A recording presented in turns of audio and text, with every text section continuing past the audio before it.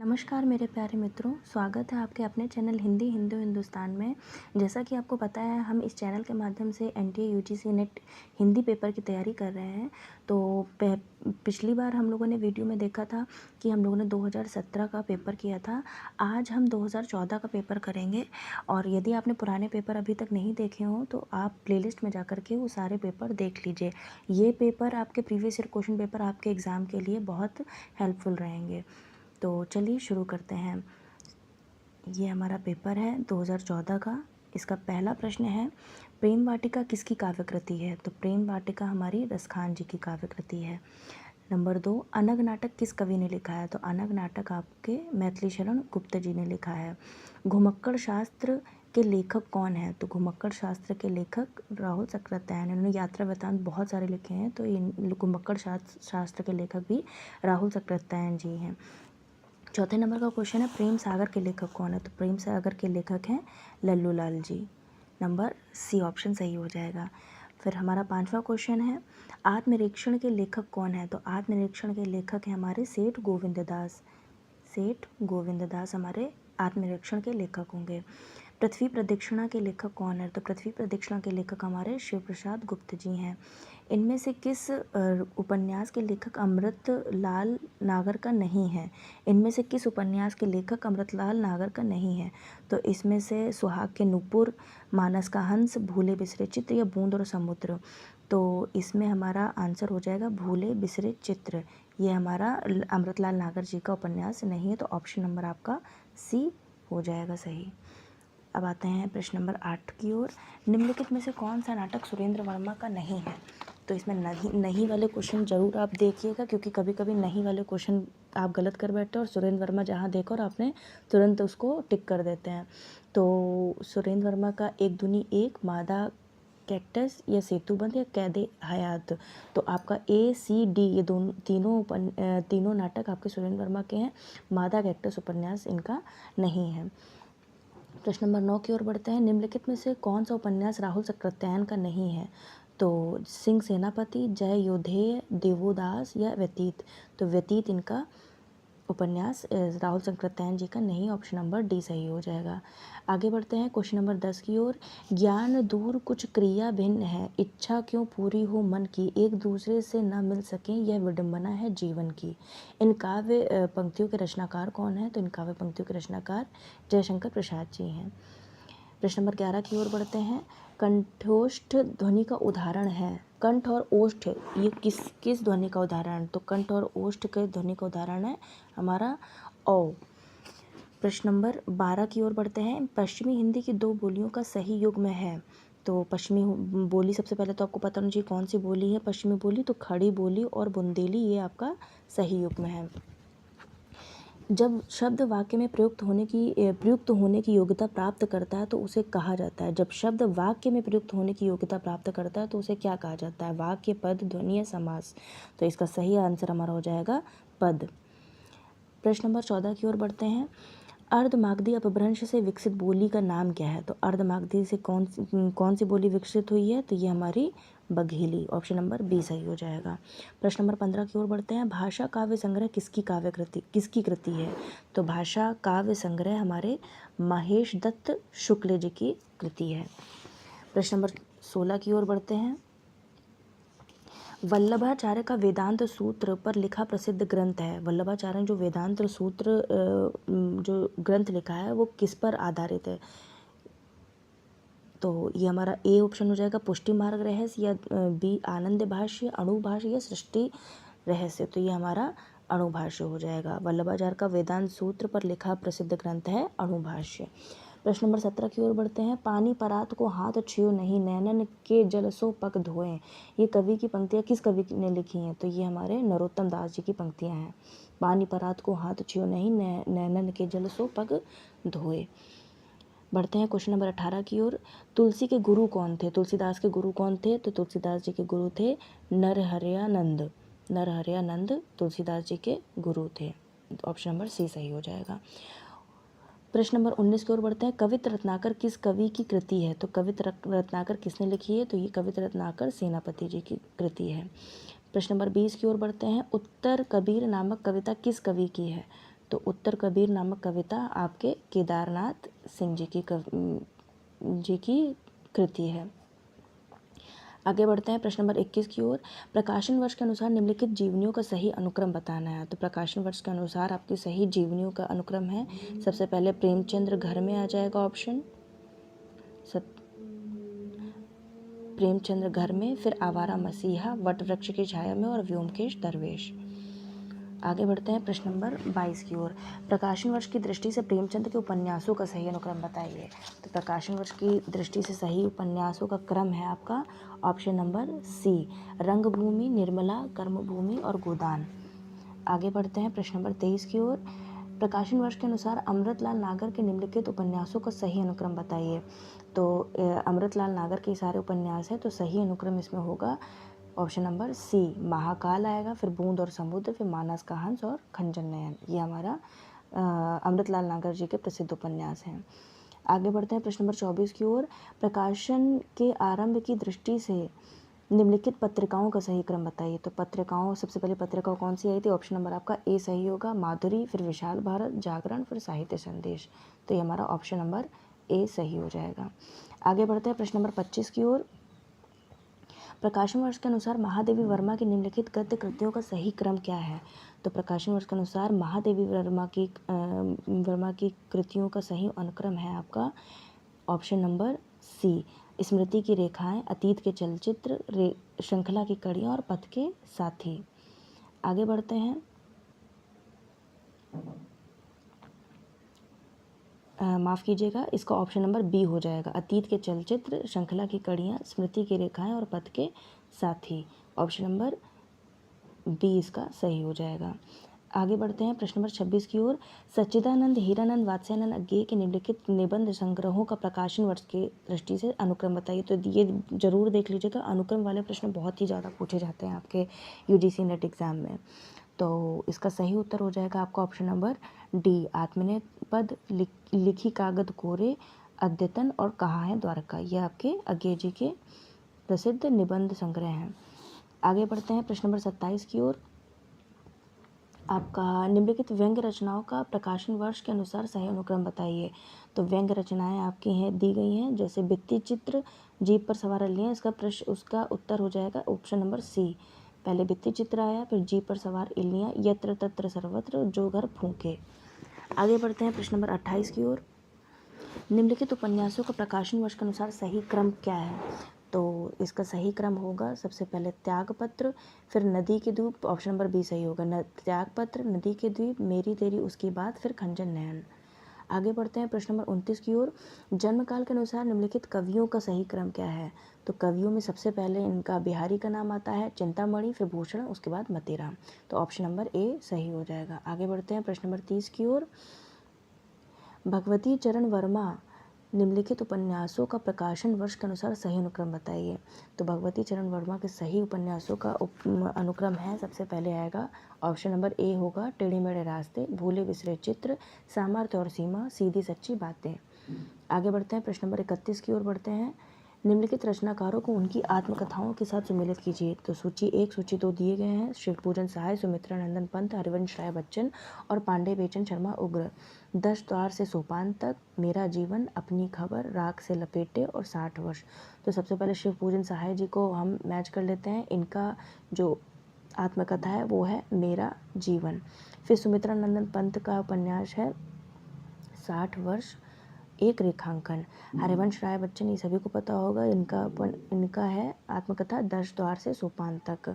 उसके बाद में पांडे बेचन शर्मा उग्र जी का है ये है अपनी खबर, उनकी आत्मकथा है। इसका ऑप्शन नंबर आपका हो जाएगा option number D, option number D सही हो जाएगा, 2, 5, 1, 3।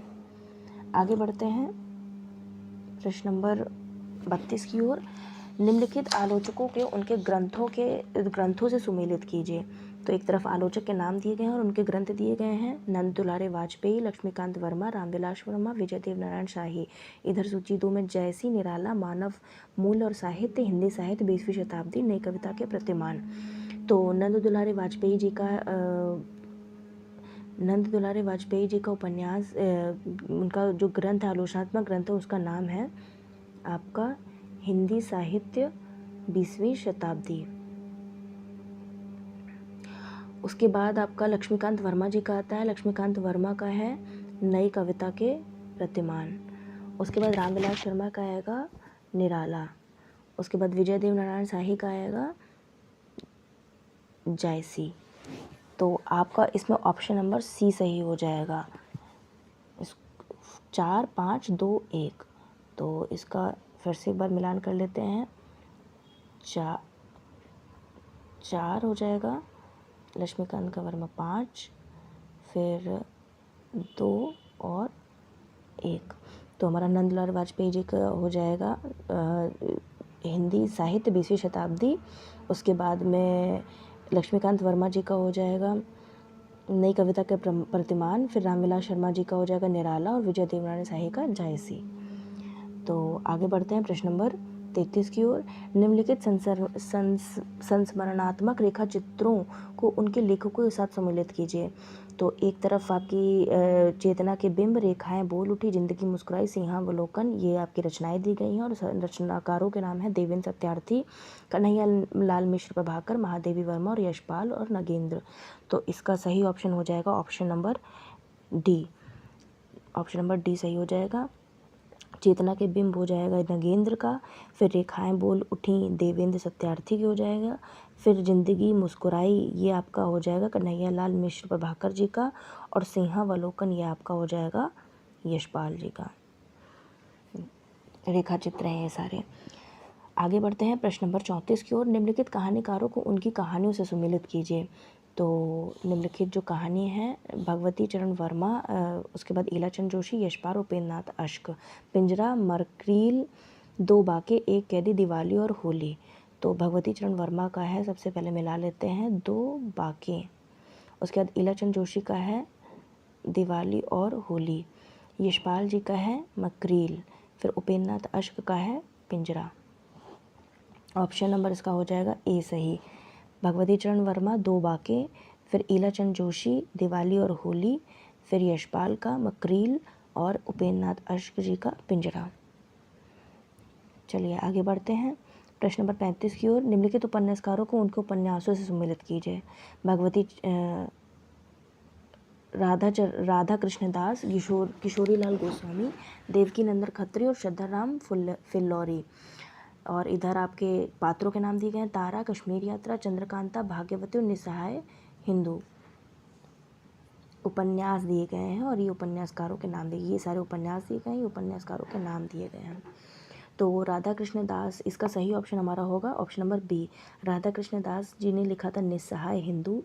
फिर किशोरीलाल गोस्वामी का हो जाएगा तारा, देवकी नंदन खत्री जी का हो जाएगा चंद्रकांता, और श्रद्धाराम फिल्लौरी जी का हो जाएगा निस्सहाय हिंदू। तो ऑप्शन नंबर 5 1 3 4 सही हो जाएगा हमारा। आगे बढ़ते हैं प्रश्न नंबर 36 की ओर। निम्नलिखित नाटककारों को उनके नाटकों से सम्मिलित कीजिए। तो एक तरफ नाटककारों के नाम दिए गए हैं और एक तरफ, माफ़ कीजिएगा, एक तरफ नाटककारों के नाम है और एक तरफ आपका उनके नाटक दिए गए हैं। भारतेंदु हरिश्चंद्र, राधाचरण गोस्वामी, प्रताप नारायण मिश्र, बालकृष्ण भट्ट। महारानी पद्मावती, संगीत शाकुंतल, अंधेर नगरी, अमर सिंह राठौर और नल दमयंती।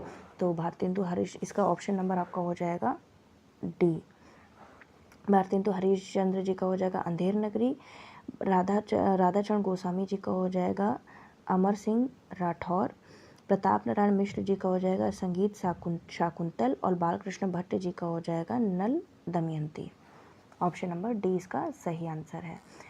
बढ़ते हैं क्वेश्चन नंबर 37 की ओर। निम्नलिखित कृतियों को उनके रचनाकारों से सुमेलित कीजिए।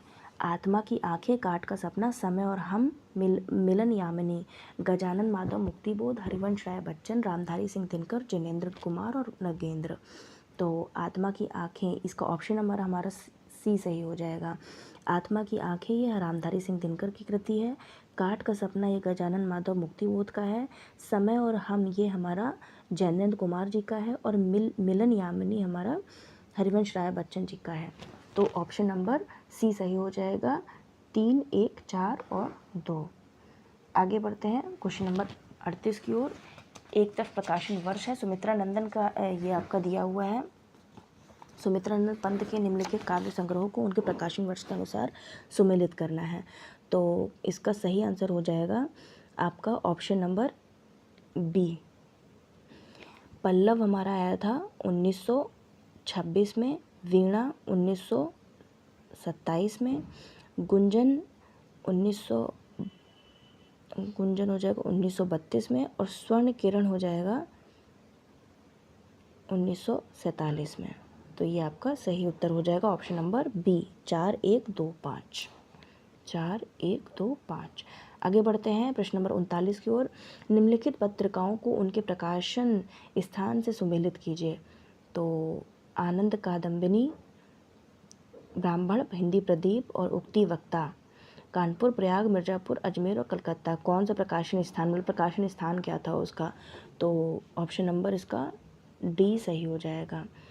आनंद कादम्बिनी होती थी मिर्ज़ापुर से, फिर ब्राह्मण आपकी होती थी कानपुर से, हिंदी प्रदीप होती थी आपकी प्रयाग से, और उक्ति वक्ता कलकत्ता से।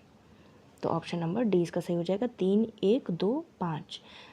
बढ़ते हैं आगे प्रश्न नंबर 40 की ओर। निम्नलिखित निबंधकारों को उनके निबंध संग्रहों के साथ सुमेलित कीजिए। तो इसके निबंध संग्रह हैं आपके चंद्रधर शर्मा गुलेरी जी का और आगे पढ़ लेते हैं। चंद्र शर्मा गुलेरी, वासुदेव शरण अग्रवाल, रामरक्ष बेनीपुरी, कुबेरनाथ रॉय। और इधर इनके जो निबंध संग्रह हैं, महके, आंगन, चहके, द्वार, वंदे वाणी, विनायको, पृथ्वीपुत्र, कछुआधर्म और मराल। तो इसका ऑप्शन नंबर जो है वो है ए सही हो जाएगा। चंद्रधर शर्मा गुलेरी जी का हो जाएगा कछुआ धर्म। वासुदेव शरण अग्रवाल जी का हो जाएगा पृथ्वी पुत्र। रामरक्ष बेनीपुरी जी का हो जाएगा वंदे वाणी विनायको। और option number D Kubernath Roy का हो जाएगा मराल। चलिए आगे बढ़ते हैं। इसका ऑप्शन नंबर आपका ए सही हो जाएगा। आगे बढ़ते हैं प्रश्न नंबर 41। अब आपके स्थापना और तर्क वाले क्वेश्चन आ गए हैं। काव्य का उत्कर्ष केवल प्रेम भाव की कोमल व्यंजना में ही माना जा सकता है। तो ये स्थापना, इसका तर्क दिया हुआ है। क्रोध और उग्र एवं प्रचंड भावों के विधान के साथ साथ करुण भाव के व्यक्ति काव्य में पूर्ण सौंदर्य के साक्षात्कार होते हैं। तो इसका ऑप्शन नंबर बी सही हो जाएगा, ए गलत और आर सही। क्यों ए गलत क्यों है? क्योंकि काव्य का उत्कर्ष केवल प्रेम भाव की कोमल व्यंजना में ही माना जाता है। काव्य का उत्कर्ष तो केवल प्रेम भाव नहीं, उसमें तो कितने सारे रस होते हैं काव्य के। रौद्र होता है, जुगुप्सा होती है, प्रेम होता है, रति होती है। तो ये इन सारों का उत्कर्ष आता है जब कोई भी कविता लिखी जाती है। तो ए हमारा गलत हो जाएगा और आर सही हो जाएगा। आगे बढ़ते हैं प्रश्न नंबर 42 की ओर। भूमंडलीकरण ने जन की पुरानी धारणा बदल कर रख दी है। उसने जन को मांस में बदल दिया है। तर्क दिया गया है क्योंकि भूमंडलीकरण के मांस में वही लोग शामिल हैं जिनके पास क्रय शक्ति है और जो जनसंचार साधनों के उपयोग में दक्ष हैं। तो आयोग ने इसका उत्तर ए और आर दोनों सही माना था। तो ऑप्शन नंबर ए सही हो जाएगा। प्रश्न नंबर 43 की ओर बढ़ते हैं। श्रृंगार को रसराज माना जाता है, इसीलिए वह सभी रसों में प्रधान है। तर्क दिया गया है क्योंकि जीवन के आदि से लेकर अंत तक उसी प्रकार का प्रसार है और जीवन की सभी भावनाएं उसी से निःसृत हैं। तो इसका ऑप्शन नंबर हमारा डी सही हो जाएगा, ए सही और आर गलत। क्योंकि जहाँ देखिए सभी भावनाएं उसी से निःसृत हैं, तो केवल श्रृंगार ही नहीं है, और भी हैं। जिस तरह से पहले क्वेश्चन था उसको देखते हुए हम अंदाज़ा लगा सकते हैं। तो जब सभी का आ जाए तो उसी केवल आ जाए या सभी आ जाए, तो इन सब क्वेश्चनों को देखने वाला होता है कि ऐसा तो नहीं कि केवल मतलब श्रृंगार को प्रधानता दे रहा है या केवल आपका वीर रस को प्रधानता दे रहा है। तो ऐसे क्वेश्चन पे आपको दोबारा से पढ़ना होगा, कम से कम 2 बार ये पढ़ना होगा, तब आप इसका सही उत्तर एग्ज़ाम में लगा पाएंगे। आगे बढ़ते हैं क्वेश्चन नंबर 44 की ओर। स्थापना दिया गया भारतेंदु युग आधुनिकता का प्रवेश द्वार है। बिल्कुल सही बात है। तर्क किसका दिया है? क्योंकि वह मध्यकालीन परंपराओं का पूर्ण विरोधी है। तो आपका साफ साफ पता चल रहा है, क्वेश्चन नंबर सी आपका सही हो जाएगा, ए सही आर गलत। पूर्ण विरोधी नहीं है मध्यकालीन भारत का, वो मध्यकालीन परंपराओं का। आगे बढ़ते हैं प्रश्न नंबर 45 की ओर। प्रतीक अमूर्त का मूर्तिकरण है जिसमें अदृश्य सारतत्व की अभिव्यक्ति होती है। तर्क दिया गया है क्योंकि जब किसी वस्तु का कोई एक भाग गोचर हो और फिर आगे उस वस्तु का ज्ञान हो, तब उस भाग को प्रतीक कहते हैं। तो इसका सही उत्तर हो जाएगा आपका ऑप्शन नंबर सी, ए सही आर गलत। आगे बढ़ते हैं प्रश्न नंबर 46 की ओर। ये आपका निबंध है, निबंध मतलब गद्यांश है। इस गद्यांश को पढ़िए, उसके बाद में इन क्वेश्चनों का सही उत्तर बताइए। तो चलिए पढ़ते हैं। यूरोप और अमेरिका में जो आधुनिकता फैली है उसका असली कारण वैज्ञानिक दृष्टिकोण की प्राथमिकता और प्राबल्य है। यह दृष्टि उद्योग और टेक्नोलॉजी से नहीं उत्पन्न हुई है, बल्कि टेक्नोलॉजी और उद्योग ही इस दृष्टि के परिणाम है। यूरोप और अमेरिका का सबसे बड़ा लक्षण वैज्ञानिक दृष्टि है। निष्ठुर होकर सत्य की खोजने की व्याकुलता है और इस खोज के क्रम में श्रद्धा, विश्वास, परंपरा, धर्म, किसी भी बाधा को बुद्धि स्वीकार करने को तैयार नहीं है। आधुनिक मनुष्य के बारे में सामान्य कल्पना यह है कि अपने चिंतन में वह निर्मम होता है, निष्ठुर और निर्भीक होता है। जो बात बुद्धि की पकड़ में नहीं आ सकती उसे वह त्रिकाल में भी स्वीकार नहीं करेगा, और जो बातें बुद्धि से सही दिखाई देती हैं उनकी वह खुली घोषणा करेगा, चाहे वे धर्म के विरुद्ध पड़ती हों, नैतिकता के खिलाफ जाती हों अथवा उनसे मानवता का चिरपोषित विश्वास खंड खंड हो जाता हो। तो प्रश्न नंबर 46 में दिया हुआ है, वैज्ञानिक दृष्टि कब धर्म, नैतिकता और विश्वास का विरोध करती है? तो ये ऑप्शन नंबर आपका डी सही हो जाएगा, जब वे उसकी दृष्टि से गलत हों। प्रश्न नंबर 47, आधुनिक मनुष्य के संदर्भ में वैज्ञानिक दृष्टि की सबसे बड़ी सिद्धि क्या है? तो सबसे बड़ी सिद्धि तथ्यों का वस्तुगत परीक्षण और निष्कर्ष। आगे बढ़ते हैं 48 नंबर की ओर। यूरोप और अमेरिका में आधुनिकता के फैलने का कारण है। तो आधुनिकता के फैलने का कारण है आपका ऑप्शन नंबर डी, वैज्ञानिक दृष्टिकोण की प्रधानता और प्रबलता। आगे बढ़ते हैं क्वेश्चन नंबर 49 की ओर। टेक्नोलॉजी, उद्योग और वैज्ञानिक दृष्टिकोण के बीच संबंध है कार्य और कारण का। आखिरी प्रश्न की ओर बढ़ते हैं। यूरोप और अमेरिका किस संदर्भ में श्रद्धा, विश्वास, परंपरा, धर्म आदि किसी भी बाधा को मानने के लिए तैयार नहीं है? तो ये आपका ऑप्शन नंबर हो जाएगा बी, वैज्ञानिक सत्य की खोज के संदर्भ में।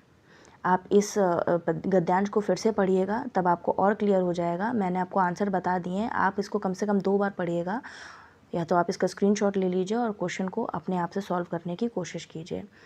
तो आज हम यहीं तक पढ़ेंगे। उसके बाद के जो 50 क्वेश्चन है, जो प्रश्न पत्र 2 है हिंदी का 1 से लेकर 50 तक, उसको हम आगे आने वाले वीडियो में करेंगे। अगर ये वीडियो आपको अच्छा लगा हो तो प्लीज़ इस चैनल को सब्सक्राइब कीजिए, शेयर कीजिए और लाइक कीजिए। Thanks for watching.